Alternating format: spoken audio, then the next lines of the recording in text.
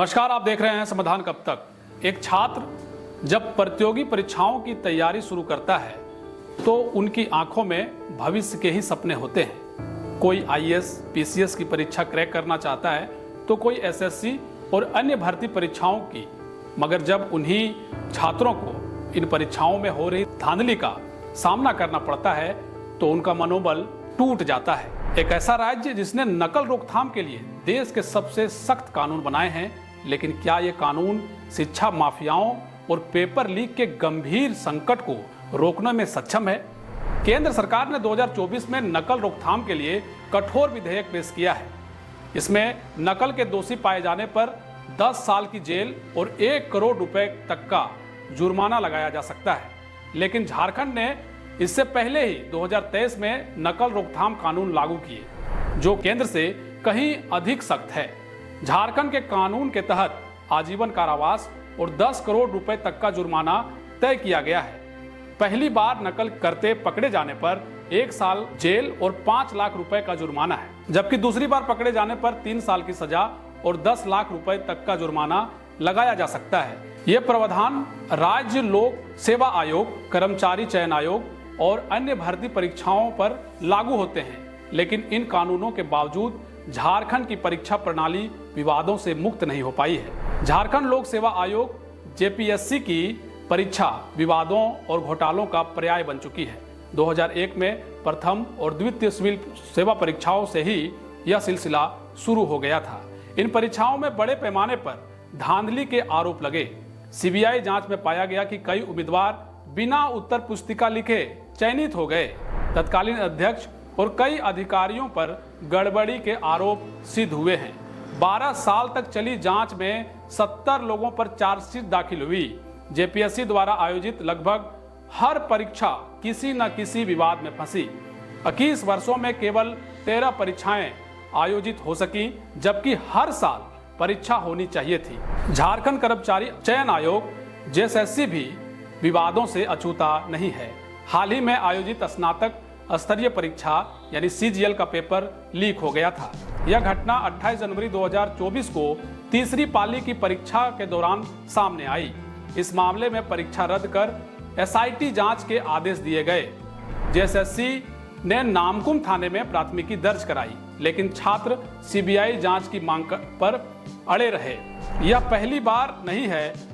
2022 में भी पॉलिटेक्निक परीक्षा का पेपर लीक हुआ था, जिसके चलते परीक्षा दोबारा आयोजित करनी पड़ी।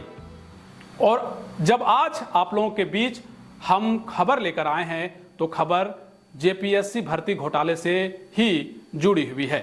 जेपीएससी भर्ती घोटाले में 47 अफसरों समेत 74 को समन जारी किया गया है।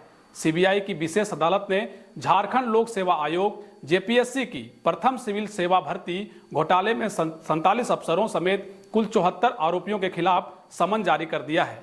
समन उनके पते पर भेजा गया है। आरोपियों को स्वयं या अपने वकील के माध्यम से अदालत में पक्ष रखना है। अदालत ने बीते 16 जनवरी को सीबीआई की ओर से दाखिल चार्जशीट पर संज्ञान लिया था। अभिलेखों व अवलोकन के दौरान एक आश्चर्यजनक तथ्य अदालत के सामने आया कि अंतिम रूप से चयनित 64 अभ्यर्थियों में से 49 को जेपीएससी की नियमानुसार पीटी में भी सफल घोषित नहीं किया जाना चाहिए था।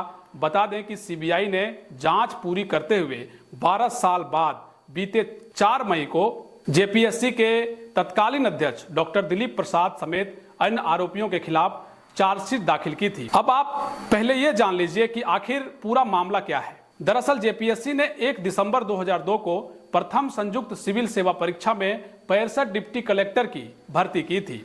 जांच के दौरान पाया गया कि चयन प्रक्रिया के हर स्तर यानी प्रारंभिक परीक्षा के समय अधिक उम्मीदवारों को सफल घोषित करके जेपीएससी द्वारा निर्धारित मानदंडों का उल्लंघन किया गया।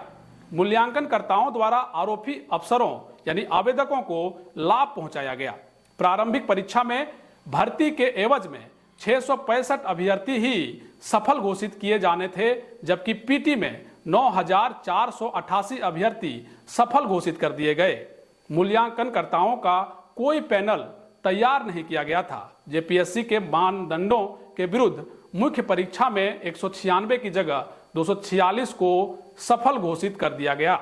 साक्षात्कार के लिए भी अधिक संख्या में उम्मीदवार बुलाए गए थे, जहां 4 साक्षात्कार बोर्ड थे, जिनमें से प्रत्येक का नेतृत्व आयोग के अध्यक्ष और एक सदस्य करते थे। जेपीएससी ने अंततः 64 का चयन किया। उनमें से 2 अजय लिंडा और नीलम अग्रवाल ने सेवा छोड़ दी। इसके अलावा कुमार मनीष और मेघना रूबी कच्छप की मौत हो गई है। शेष राज्य सरकार में विभिन्न पदों पर कार्यरत हैं।